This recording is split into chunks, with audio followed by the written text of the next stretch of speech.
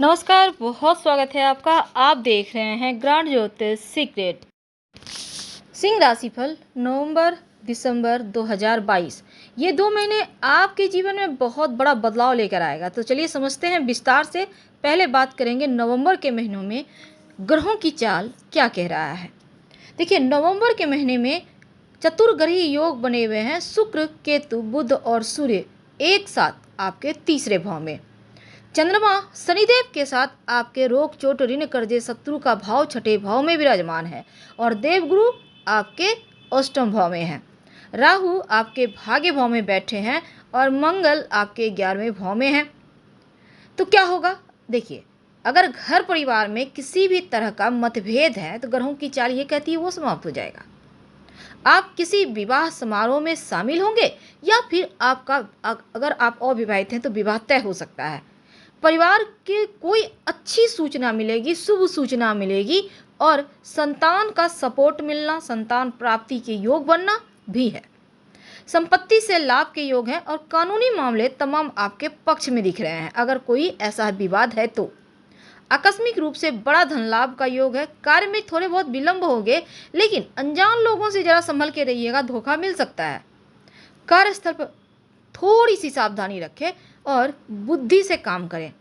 हालांकि कार्य की गति तीव्र होगी, आपको सपोर्ट मिलेगा, बुद्धि से कार्य करेंगे तो ज़्यादा सफलता मिलेगी और मित्रों का सपोर्ट भी है। लेकिन अगर हम आपके रिश्तों की बात करें तो जीवन साथी के साथ अनुकूल वक्त है, लेकिन थोड़ा सा उनके स्वास्थ्य का ध्यान रखिएगा। नौकरी बिजनेस में क्या होगा, देखिए, अनजान लोगों के भरोसे कोई भी कार्य आप ना करें। चले जानते हैं विस्तार से क्या होने वाला है।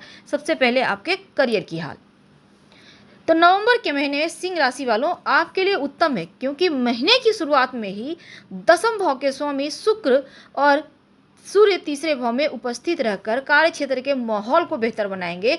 आपका काम करने में मन लगेगा, ज़्यादा से ज़्यादा प्रयास के द्वारा आप अच्छे काम कर पाएंगे, प्रदर्शन कर पाएंगे और कार्य क्षेत्र में भी लोगों से आपका व्यवहार आपका चूंकि अच्छा रहेगा तो चीज़ें आपके सपोर्ट में आएगी।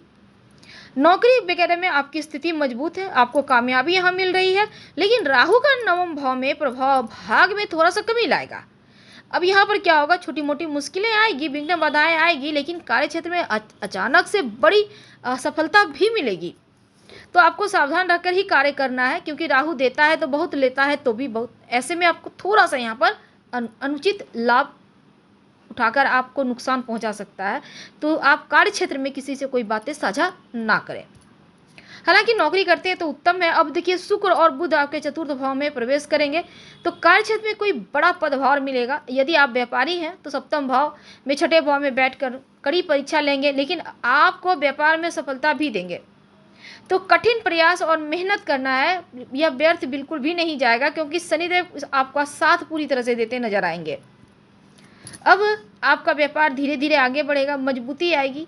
मार्केट में भी आपके जो सामान है उसका डिमांड बढ़ेगा और मंगल देव आपके दसम भाव में जैसे ही आएंगे, आपको अपने व्यापार से जुड़े कोई भी ऐसा काम करने से बचना चाहिए जो कानूनी रूप से गलत हो। ठीक है, अब हम बात करते हैं आपके धन की। एकादश भाव में शुरुआत में मंगल वक्री हैं। फलस्वरूप क्या होगा, आपकी इनकम तो बढ़िया रहेगी, लेकिन शनि महाराज छठे भाव में रोग, चोट, ऋण, कर्जे के भाव में बैठकर द्वादश भाव को दृष्टि देंगे। तो देवगुरु बृहस्पति के अष्टम भाव से द्वादश भाव को देखने के कारण थोड़े खर्चे बढ़ेंगे और थोड़ा सा दबाव आपके ऊपर होगा। लेकिन आप थोड़ा सा तनाव को अगर भूल जाइए तो धैर्य आपको नहीं खोना चाहिए। बुध और सूर्य का गोचर चतुर्थ भाव में होगा, मंगल भी दसम भाव में है। आप अपने निजी प्रयासों से धीरे धीरे अपने इनकम को बढ़ाएंगे और कोई बड़ी आर्थिक समस्या आपको नहीं होगी। तो स्वास्थ्य की अगर हम बात करें तो जो शनि महाराज हैं वो कुंडली के तीसरे भाव में रहकर आपको मजबूती देंगे और स्वास्थ्य बढ़िया रहेगा।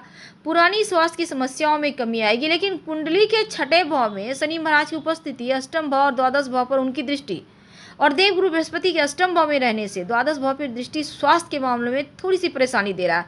ऐसे में अगर पहले से बीमार हैं तो ज़्यादा ध्यान रखें और अभी भी आपको सतर्क रह के रहना है। अब देखिए, स्वास्थ्य का आपको ख्याल रखना है, लेकिन अब हम रिश्तों की बात करते हैं, प्रेम और वैवाहिक जीवन की। पंचम भाव पर वक्री मंगल का प्रभाव शुरुआत से ही है, तो प्रेम संबंधों में छोटे मोटे तनाव, छोटे मोटे उतार चढ़ाव, एक दूसरे को समझ ना पाने के बीच गुस्सा, ये सभी चीज़ें आपके रिश्तों में दूरियां लाएगी। तो आपको दिमाग से काम लेना है।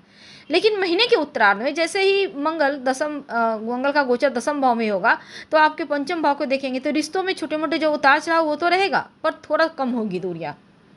तो प्रेम जीवन को संभालने का प्रयास करना है और रिश्तों में वाद विवाद न हो इसका ध्यान रखना है। थोड़ा सा बचाए रखे रिश्ते तो उत्तम है। जो लोग विवाहित हैं, सप्तम भाव के स्वामी शनि पूरे महीने आपके छठे भाव में विराजमान है, तो क्या होगा, छोटे मोटे तनाव है।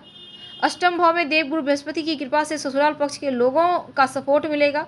आप लोगों के बीच दूरियां हैं उसको समाप्त करेंगे। शुक्र और बुध के चतुर्थ भाव में गोचर से घर का माहौल तो अच्छा है, दाम्पत्य जीवन को लेकिन थोड़ा सा प्रभावित करेगा। तो आप समस्याएं जो भी है दाम्पत्य जीवन के लिए उनको आपको निपटारा करना चाहिए।